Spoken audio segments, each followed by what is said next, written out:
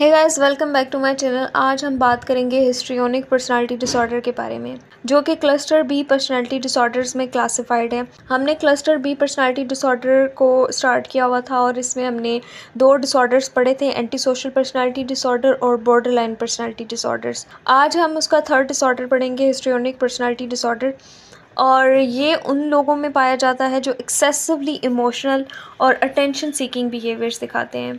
ऐसे लोग हर वक्त चाहते हैं कि वो सेंटर ऑफ अटेंशन हो, वरना उनको डिस्कम्फर्ट फील होता है। वो लोग dramatic gestures, overly emotional expressions और प्रोएक्टिव अपीयरेंस का यूज़ करते हैं ताकि दूसरों का ध्यान अपनी तरफ खींच सकें या ख़ुद को सेंटर ऑफ अटेंशन बना पाएँ। अगर हम बात करें डायग्नोस्टिक क्राइटेरिया की, तो डायग्नोस्टिक क्राइटेरिया कहता है कि a pervasive pattern of excessive emotionality and attention seeking onset by early adulthood and present in variety of context as indicated by 5 or more of the followings. यानी कि जैसे मैंने पहले भी बताया कि ये डिसऑर्डर उन लोगों में होता है जो एक्सेसिव इमोशनैलिटी और अटेंशन सीकिंग बिहेवियर्स शो करते हैं, और यूजुअली जो स्टार्टिंग होती है फ्रॉम अर्ली अडल्टहुड होती है और अक्रॉस वेरियस सिचुएशंस या डिफरेंट कॉन्टेक्स्ट में ये बिहेवियर्स देखे जाते हैं।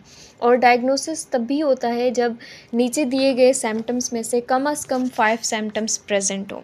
अब एक एक करके इन सिम्टम्स को पढ़ते हैं और देखते हैं कि ये सिम्टम्स क्या कहते हैं। फर्स्ट कहता है कि is uncomfortable in situations in which he or she is not the centre of attention. जब ये लोग सेंटर ऑफ अटेंशन नहीं होते तो इन्हें एक्सट्रीम डिस्कम्फर्ट फील होता है। सोशल गैदरिंग्स या मीटिंग्स में अगर उनकी तरफ कोई देख ना रहा हो या उनकी बात कोई ना सुन रहा हो तो या तो वो जाकर इंटरप्ट करते हैं या कुछ ड्रामेटिक करते हैं ताकि सबका जो फोकस है इनकी तरफ शिफ्ट हो, सारे इनसे बात करें, सारे इनकी तरफ देखें। सेकंड कहता है कि interaction with others is often characterised by inappropriate sexually seductive and proactive behaviours. वो लोग फ्लर्टिंग या प्रोएक्टिव गेस्चर्स यूज़ करते हैं इवन इन इनएप्रोप्रिएट सिचुएशंस, जैसे ऑफिस इन्वायरमेंट में भी सेडक्टिव टोन में बात करेंगे या ओवरली फ्रेंडली बिहेवियर्स दिखाते हैं। ये सब सिर्फ होता है अटेंशन सीकिंग के लिए, अटेंशन ग्रैब करने के लिए, not always for romantic interest. Displace rapidly shifting and shallow expressions of emotions. उनके इमोशंस बहुत जल्दी बदलते हैं। एक सेकंड में हंस रहे होंगे और अगले सेकंड में रो रहे होंगे, लेकिन उनका जो इमोशनल एक्सप्रेशन होता है अक्सर सुपरफिशियल या फेक होता है, जैसे कि वो सच में फील नहीं कर रहे। फोर्थ नंबर पे आ जाता है consistently uses physical appearance to draw attention to self. अपनी अपीयरेंस को वेपन बनाकर अटेंशन गेन करने की कोशिश करते हैं, और ये लोग बोल्ड मेकअप, फ्लशी क्लोथ्स या अनयूजुअल ड्रेसिंग यूज़ करते हैं ताकि लोग उन्हें देखें और नोटिस करें। हर वक्त अपने लुक्स के बारे में कॉन्शियस होते हैं, अपने लुक्स के बारे में सोचते रहते हैं कि किस तरह से ऐसी लुक बनाई जाए, ऐसी अपीयरेंस बनाई जाए कि लोगों का अटेंशन ग्रैब किया जाए। फिफ्थ नंबर पे आ जाता है has a style of speech that is excessively impressionistic and lacking in detail. उनके बोलने का तरीका ड्रामेटिक होता है लेकिन डिटेल्स नहीं होती, जैसे कि वो कहते हैं कि oh my God it was amazing, like out of this world. लेकिन अगर आप डिटेल पूछें तो वो एक्सप्लेन नहीं कर पाएंगे, उनकी बात में कोई वज़न नहीं होगा, उनको खुद भी नहीं पता होगा कि इस बात का मतलब क्या बनता है। इन शॉर्ट इनकी जो बात होती है वो वैग होती है। 6 नंबर पे आ जाता है shows self dramatisation, theatricality and exaggerated expressions of emotion. हर चीज़ में ओवर एक्टिंग करते हैं ये, जैसे कि वो रियल लाइफ की कोई चीज़ ना हो बल्कि किसी स्टेज पे वो प्ले कर रहे हो, उसको प्रेजेंट कर रहे हो। थोड़ी सी बात होगी वो उसको इतना बड़ा बना देते हैं, इतना बड़ा इशू क्रिएट कर देते हैं और सब कुछ बहुत ड्रामेटिक हो जाता है।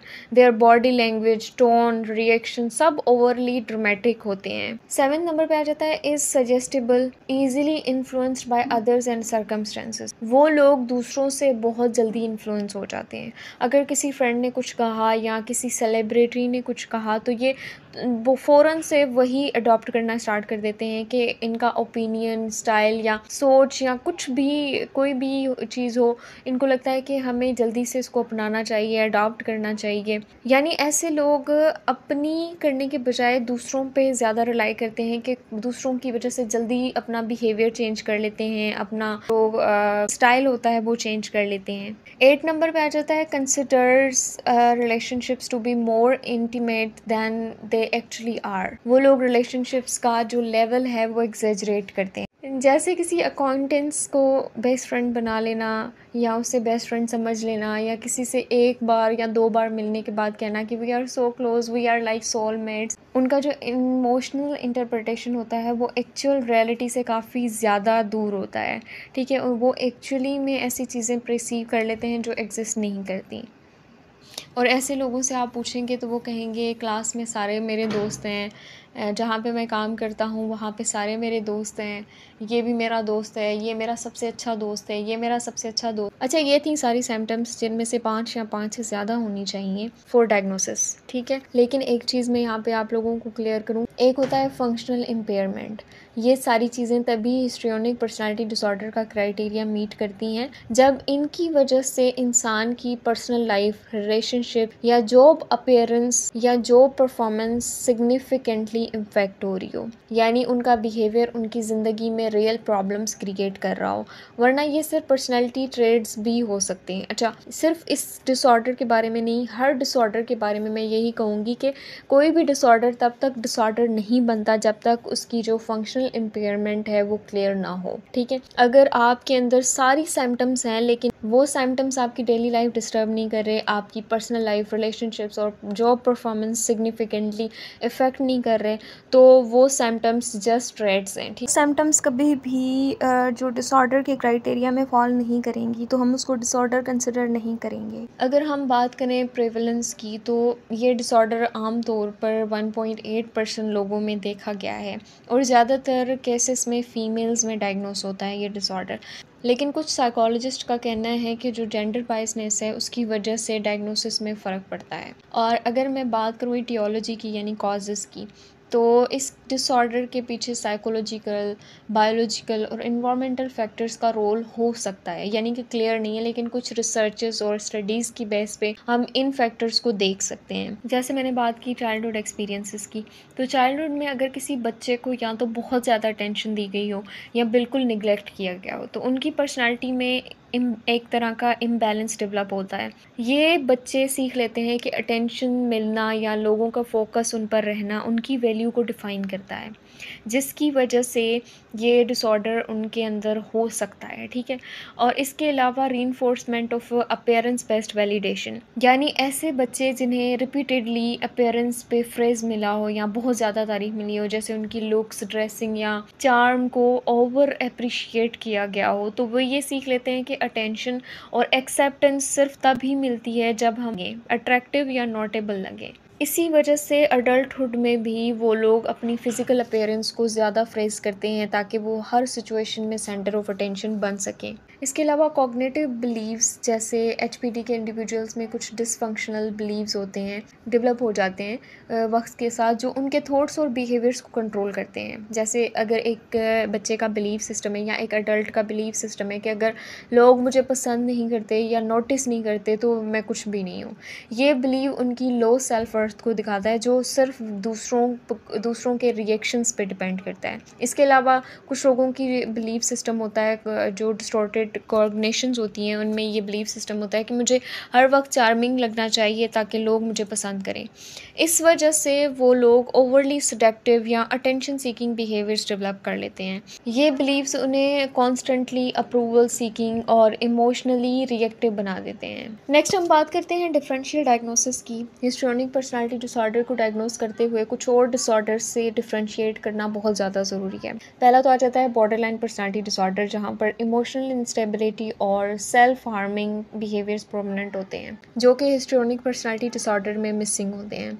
इसके अलावा नार्सिसिस्टिक पर्सनालिटी डिसऑर्डर, नार्सिसिस्टिक में अटेंशन सीकिंग होती है लेकिन वो ज़्यादा एरोगेंट और एम्पथी लेस होते हैं, यानी वो ज़्यादा लुक्स पे और इन चीज़ों पे कम फोकस करते हैं। उनको होता है कि बस ऑटोमेटिकली लोग हमें बहुत ज़्यादा अटेंशन दें और हमारी बहुत रिस्पेक्ट करें, और ऐसे लोग बहुत ज़्यादा एरोगेंट और एम्पथी लेस होते हैं। हालांकि जो हिस्ट्रियोनिक पर्सनालिटी डिसऑर्डर वाले लोग होते हैं वो एज सच इतने ज़्यादा एम्पथी लेस या एरोगेंट नहीं होते।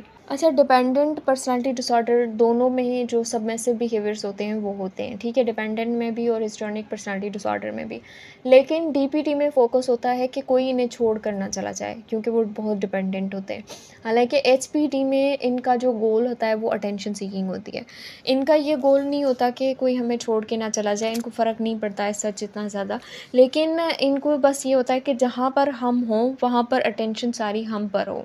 इसके अलावा बाइपोलर डिसऑर्डर है, मूड स्विंग्स एपिसोड पे होती हैं, लेकिन एचपीडी में ये ट्रेड्स लॉन्ग टर्म और कंसिस्टेंट होते हैं, ठीक है, इनका ये एपिसोड नहीं होता कि कुछ।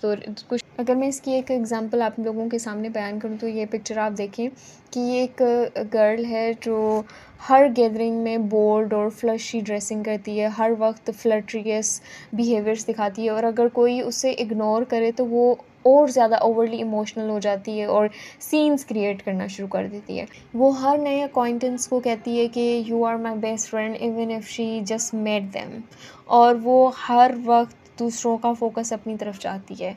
ये सब क्लासिक साइंस हैं एचपीटी की। लेकिन अगेन फंक्शनल इम्पेयरमेंट को चेक करना बहुत ज़्यादा ज़रूरी है। और यहाँ पर हमारे 3 डिसऑर्डर्स कंप्लीट होते हैं। अब लास्ट हमारा नार्सिसिस्टिक पर्सनालिटी डिसऑर्डर रह गया।